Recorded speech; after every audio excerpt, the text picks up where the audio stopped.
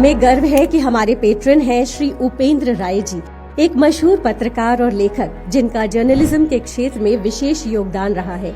आज वे Bharat express news network के chairman and managing director के साथ साथ एडिटर इन चीफ भी हैं। जर्नलिज्म के प्रति उनका समर्पण और नेतृत्व हमें प्रेरणा देता है। अब मैं आग्रह करूंगी उपेंद्र राय जी से कि ये यहाँ पर पोडियम पर आकर दो शब्द देकर हमें एनकरेज करें। भारत लिटरेचर फेस्टिवल के इस लीडरशिप समिट के लिए मैं सबसे पहले माननीय दीपाली जी को बहुत आभार धन्यवाद देना चाहता हूं और इनके प्रयास को विशेष रूप से दुनिया में जितने लीडर हुए या वे लोग हुए जिनको नेतृत्वकर्ता माना गया, तो उनको क्यों माना गया और उनके अंदर क्या वो खूबी रही जिसके कारण वो नेतृत्व दे पाए। क्योंकि नेतृत्व दे पाना सबके बस की बात नहीं, क्योंकि परिवार चलाना भी एक बड़ा कठिन जिम्मेदारी है और परिवार चलाने की जिम्मेदारी में भी रोज अखबारों में हम पढ़ते हैं कि लोगों ने खुदकुशी कर ली। तो देश चलाना या साम्राज्य को चलाना और उसको नीति नियम से बांध कर स्वयं को उस लायक बना करके चलाना, ये एक बहुत बड़ी जिम्मेदारी है। मुंबई में मैं रहता था, जो मुंबई का सी लिंक बना है वो मेरे आंखों के सामने बनना शुरू हुआ और उसको बनने में 9 साल का वक्त लगा। उसकी कुल लंबाई है 5.6 किलोमीटर और जब वो बनने की उसकी घोषणा हुई, उसी बीच में चाइना के 2 शहरों के बीच में एक 37 किलोमीटर लंबा ब्रिज बना, 37 किलोमीटर लंबा, और वो 3 साल के अंदर बनना शुरू भी हुआ और 3 साल के अंदर कमीशन भी हो गया और उस पर ट्रैफिक चलने भी लगा। तो मैं ये बताना चाहता हूँ कि हमारे लीडरशिप में और कुछ और देश हैं जो उनके लीडरशिप में बहुत इतना मूल अंतर क्यों है। मूल अंतर इसलिए है, जहाँ से नेतृत्व की कला निकल के आई, नेतृत्व 2 तरह का था। एक प्योर लीडरशिप थी जिसको पहले राजा कहा जाता था, लेकिन राजा के साथ साथ बगल में एक कुर्सी और लगी होती थी जिसे कुल गुरु कहा जाता था, जो राजा को स्पिरिचुअल लीडरशिप देता था। मैं लीडरशिप को 2 हिस्सों में बांटता हूँ। जैसे हमारे देश के कुछ विचारकों ने, कुछ नीतिज्ञों ने धर्म और राजनीति के मिश्रण को जहर बताया। ऐसा नहीं करना चाहिए। क्यों? क्योंकि जैसे धर्म और राजनीति एक साथ मिलाए जाएंगे तो उसके बड़े दुष्परिणाम होंगे और धर्म जो है राजनीति को छल करने का और उसको और ज्यादा लोगों के दिमाग में प्रभावी बनाने का एक अच्छा टूल बन जाएगा और अक्सर ऐसा देखा भी गया है।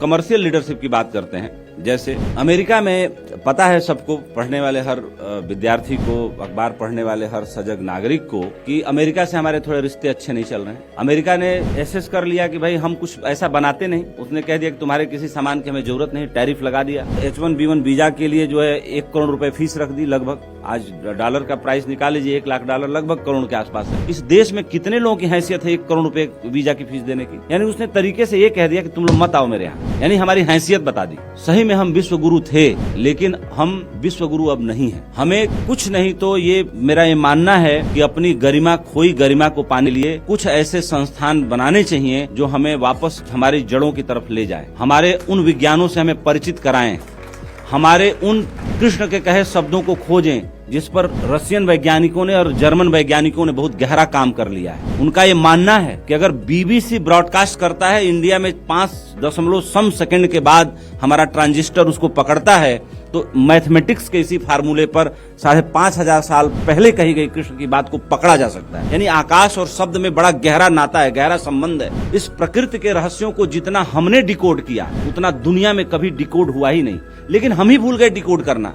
जब हम भूल गए तो दूसरों ने उसे उठा के जानना शुरू किया। मेरा ये मानना है कि अगर एक गूगल अमेरिका आज बंद कर दे, भारत से कनेक्शन काट दे, तो हमारा सारा डिजिटल पेमेंट कोलैप्स कर जाएगा। हम नहीं सर्वाइव कर पाएंगे, हम नहीं लड़ने की स्थिति में हैं। हमें स्वीकार करना पड़ेगा। और आज जितने IITian हैं, जितने लोग हैं, जितने टैलेंट्स हैं, सब भाग भाग के वहां जा रहे हैं, भाग भाग के विदेशों में जा रहे हैं, क्योंकि हमारे अवसर नहीं है। तो हमें उस तरह के अवसर क्रिएट करने पड़ेंगे। मैं आलोचना नहीं करता, लेकिन मैं एक सकारात्मक बहस और सकारात्मक बात जरूर करना चाहता हूं, क्योंकि जरूरत है हमारे देश के टैलेंट को रोकने की। मान लीजिए आपने तमाम कड़े कानून बना दिए, PMLA बना दिए, पैसा रोक के क्या करेंगे आप? पैसा तो बाई प्रोडक्ट है। यहाँ बैठे लोगों के जेब में पैसा न हो, लेकिन क्या लगता है कि 24 घंटे बाद लोग पैसा नहीं पैदा कर देंगे? यहाँ से बाहर निकलेंगे तो सब अपने अपने जरूरत के हिसाब से पैसा कमा लेंगे। सबके अंदर भगवान ने, प्रकृति ने इतनी प्रतिभा दी है। कानून कॉस्मेटिक सर्जरी रोकने के लिए जो आप बना रहे हैं, उससे जरूरत है कि टैलेंट को रोकने के लिए बनाएं। टैलेंट के लिए जैसे बीज के लिए गीली जमीन, मिट्टी, पानी का इंतजाम करना पड़ता है, उसी तरीके से टैलेंट को रोकने के लिए हमें वो गहरा और वो बेहतर इंतजाम करना पड़ेगा इस देश की सरकारों को।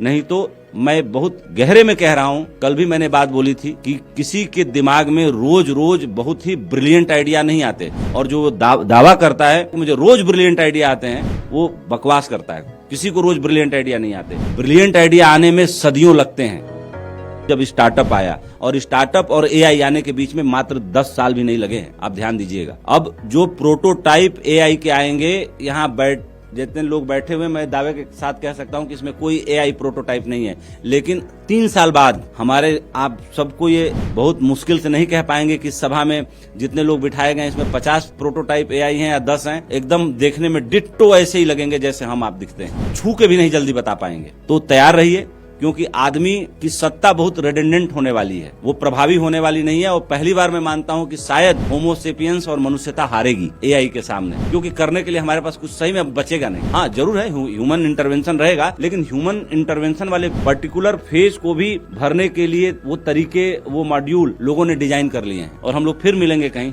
फिर इस पर चर्चा करेंगे। Thank you. जय हिंद, जय भारत।